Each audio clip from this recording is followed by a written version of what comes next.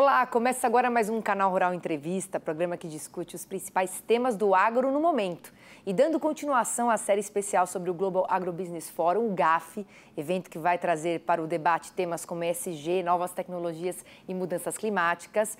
A gente está aqui em todos esses programas trazendo aqui o Luiz Felipe Nastari também. E até o mês de junho você vai acompanhar então uma série desses programas especiais para discutir justamente os principais assuntos que vão ser abordados no GAF 2024, que vai acontecer na capital paulista, no Allianz Parque. Em quais dias? 27 e 28 de junho. Olha quem está aqui comigo novamente para conduzir essa entrevista, nos estúdios do Canal Rural, o diretor de comunicação e eventos da Datagro, Luiz Felipe Nastari. E quem também vai fazer parte dessa conversa é o presidente da Bioenergia Brasil, o Mário Campos. Portanto, bem-vindo, Luiz Felipe. É um prazer tê-lo novamente. Um prazer, obrigado pela visita. E obrigada pela sua participação, viu, Mário?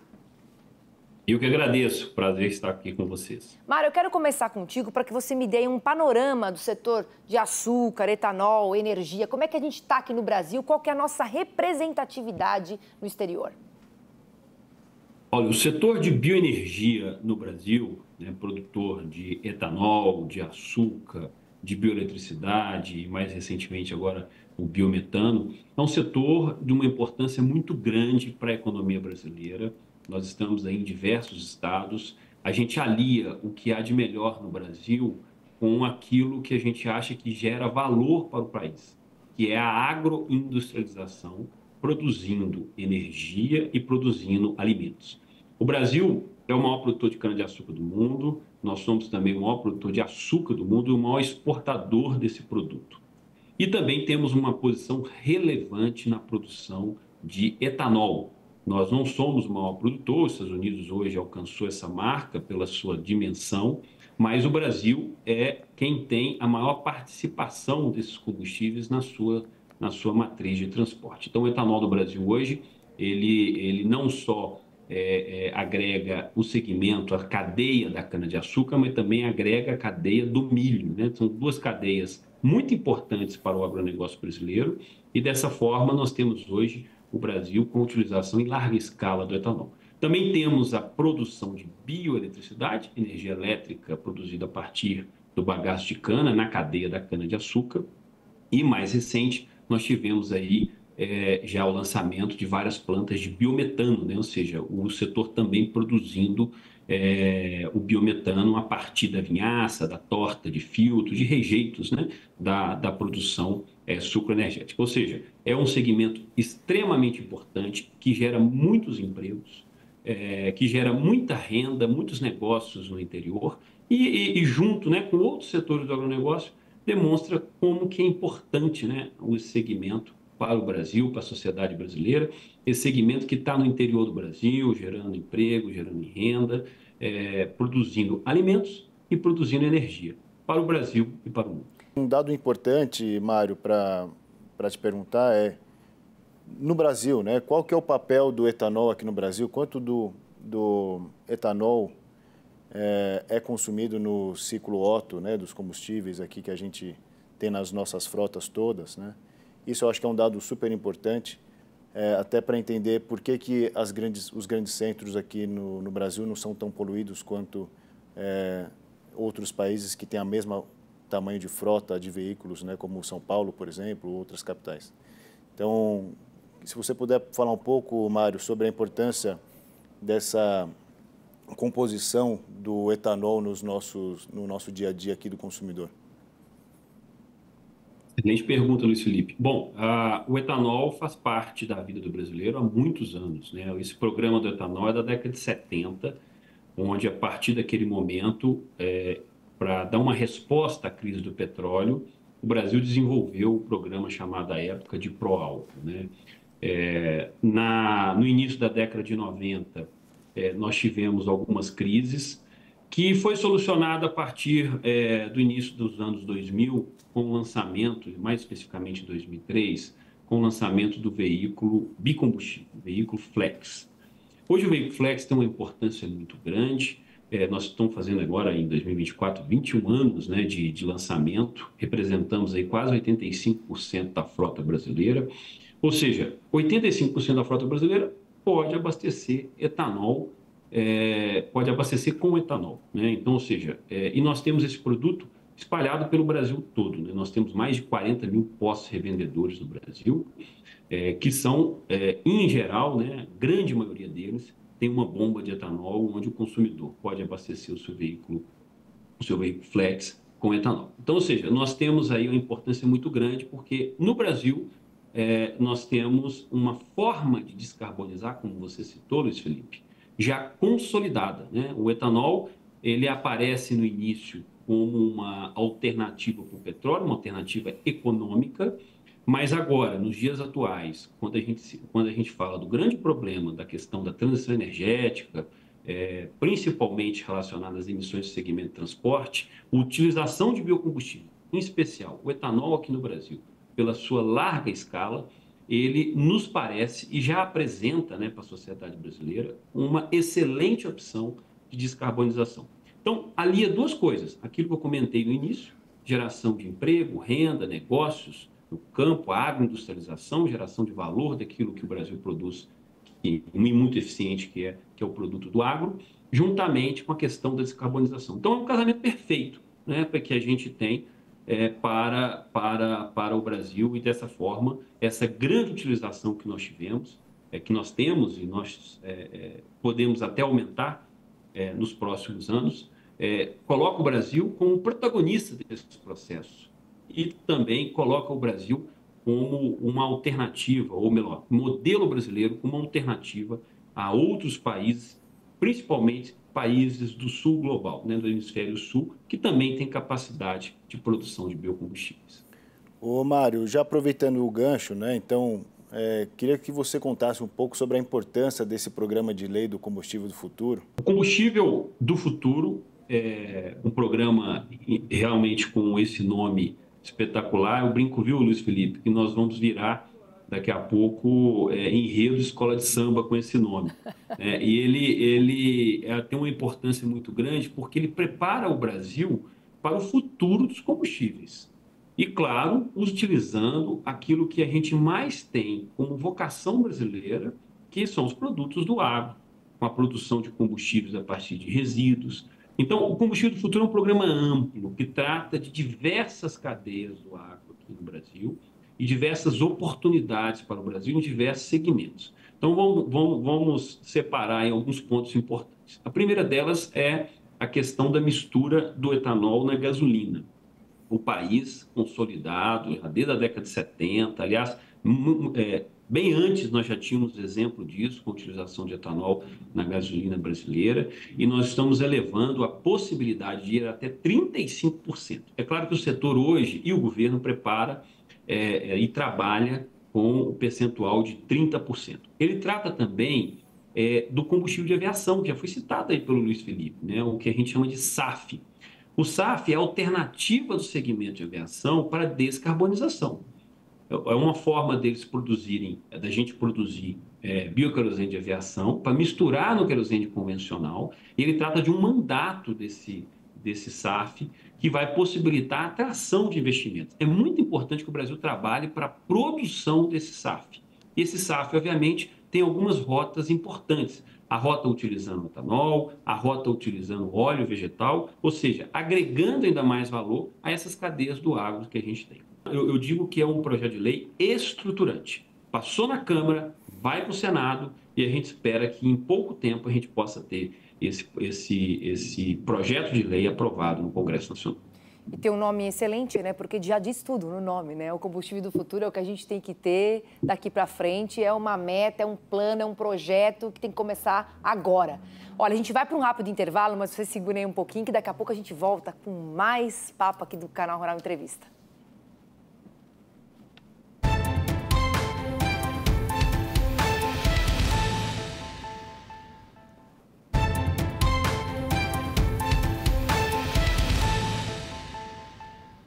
Voltamos com o Canal Rural Entrevista e hoje estamos aqui com o presidente da Bioenergia Brasil, o Mário Campos, e com o Luiz Felipe Nastari, da Datagro. A gente estava falando no bloco anterior de combustível do futuro. Agora o que eu quero saber, Luiz Felipe, é o que os outros países estão copiando a gente, o que eles estão fazendo de igual e também de diferente em relação a esse assunto. Sem dúvida, o Brasil já está nesse segmento há muitos anos, né, desde a década de 70, e o Brasil é referência, né, em termos de tecnologia, exporta muita tecnologia para os outros países e também serviço, né, em modo geral, e é modelo também nas políticas públicas que a gente vem adotando aqui, que são muito à frente de países que estão em fases, em estágios anteriores ao nosso, né. Só trazendo alguns números, né, a Índia elevou a mistura de etanol na gasolina de 3,2% em 2017 para 11,2% em 2023. O Paraguai já adotou a mistura de 25% e os Estados Unidos de 10%. Né? Isso muito se baseando no modelo brasileiro e nessa exportação de tecnologia, de serviço e de inteligência que o Brasil tem. Né? Então, eu volto aqui já fazendo o gancho para o Mário também. Como é que esses países estão adotando essas medidas, né, e usando o Brasil como referência, e como que o Brasil pode ainda mais se envolver com esses outros países nesse sentido, né, até para atender todas essas demandas mundiais aí que a gente vem vendo. Com certeza. Eu comentei, né, que essa opção que foi construída no Brasil em larga escala, ela obviamente ela é copiada pelo mundo todo, né? O maior exemplo disso é os Estados Unidos, né, que desenvolveu o seu programa de mistura de etanol na gasolina, como comentou Luiz Felipe, em 10%. Em alguns momentos do ano ela chega a 15%. E mais recentemente nós temos aí a Índia. A Índia é um grande país produtor de cana-de-açúcar, como o Brasil, tem uma população imensa, que precisa do açúcar produzido por essa indústria, mas é claro que é possível, juntamente, né, com a produção de açúcar, produzir também o etanol. Então a Índia hoje já está com esse nível de mistura de em torno de 11%, mas poderá chegar em 20% com potencial.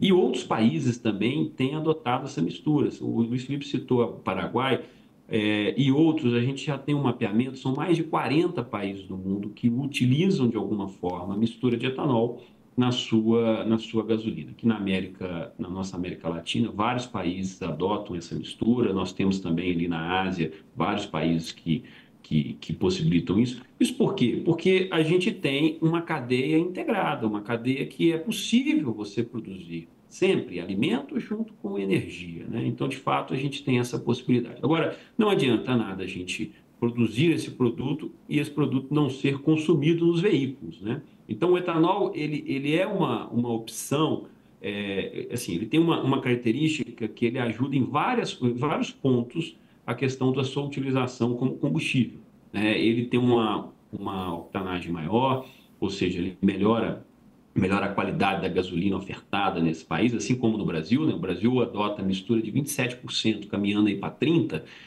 Isso possibilita com que a nossa gasolina tenha uma qualidade maior, né? Uma qualidade melhor, desculpe. Então, outros países também fazem o mesmo. E, ao mesmo tempo, você tem uma integração muito interessante entre os produtores de biocombustíveis com a indústria automobilística, né? É isso que nós estamos vendo, essa integração cada vez maior.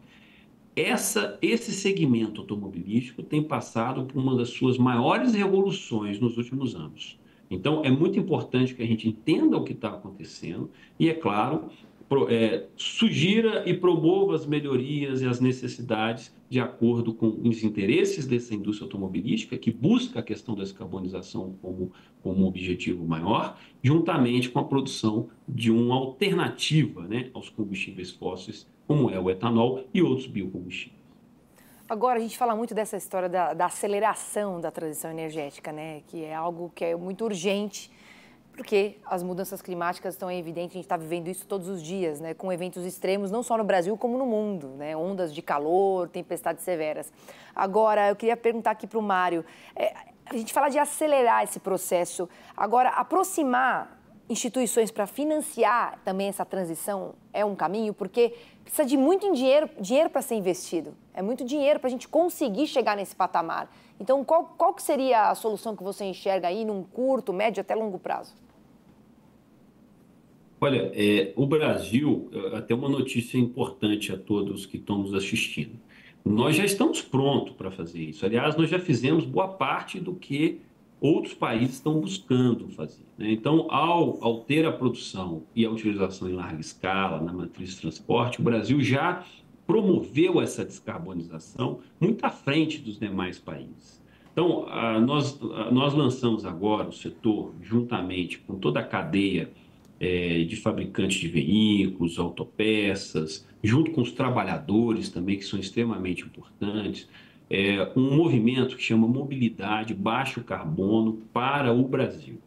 Esse movimento, que é um movimento de cooperação entre todos, busca discutir com a sociedade a melhor maneira da gente justamente fazer essa transição energética no segmento transporte. Então, a partir dali, nós temos 3 eixos, né, esse movimento. Nós temos o eixo da descarbonização viável, ou seja, que alinha muito com o que você comentou. Ou seja, o que é viável como país a gente fazer aqui em questão de descarbonização. Então, tem tecnologias, talvez, que sejam muito caras para que a gente possa adotar num país de dimensão continental, com todas as dificuldades que nós temos, um país de renda mais baixa. Então, ou seja, nós temos essa descarbonização viável.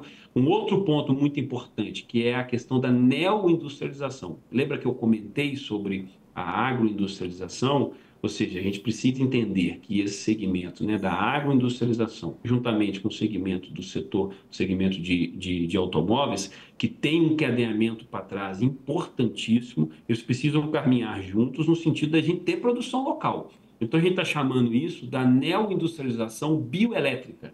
O que é isso? É a aliança, de fato, do que a eletrificação traz como benefício para a sociedade, no sentido de você ter uma motorização mais eficiente, juntamente com a produção de biocombustíveis. Ou seja, como que eu posso juntar essas duas coisas dentro de um veículo? A utilização de biocombustíveis com a utilização também, pelo menos em parte, de uma motorização elétrica. E, por fim, aquilo que você comentou, como vamos fazer isso com uma transição energética justa? Ou seja, sem deixar ninguém para trás. Sim. E dessa forma a gente pensa nos empregos, na geração de renda e a importância de como que a gente pode tornar o Brasil protagonista. E a gente não pode ficar com medo dessa situação, porque o Brasil é um excelente mercado, um grande mercado, com um grande potencial de crescimento para esse segmento automotivo. E, é claro, a partir do Brasil, quem sabe, a gente também ser uma plataforma de exportação para outros segmentos. Então, se a gente juntar isso tudo dentro desse movimento, a gente tem a importância da gente pensar uma alternativa brasileira, alternativa já colocada à prova nos últimos anos, para que a gente possa, ao longo dos próximos anos, conseguir, além de produzir veículos que possam utilizar biocombustíveis, aumentar cada vez mais a utilização de biocombustível, em especial etanol, nos nossos veículos no Brasil. Soluções viáveis, baseadas no que já está acontecendo também, né? A gente está tirando a prova, na verdade.